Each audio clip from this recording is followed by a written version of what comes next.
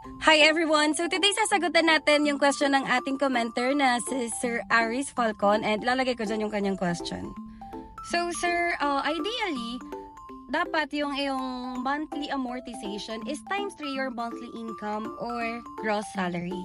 Pero don't get me wrong ha, minsan may mga nakakalusot kahit pa hindi times 3. So for his last question, kung dapat daw ba walang other obligations para hindi ma-decline, diyan papasok yung tinatawag na mga banks na credit score. So yung credit score, ito yung numerical rating ng mga banks in which nape-perceive nila yung ating ability or capability to fulfill our financial commitments.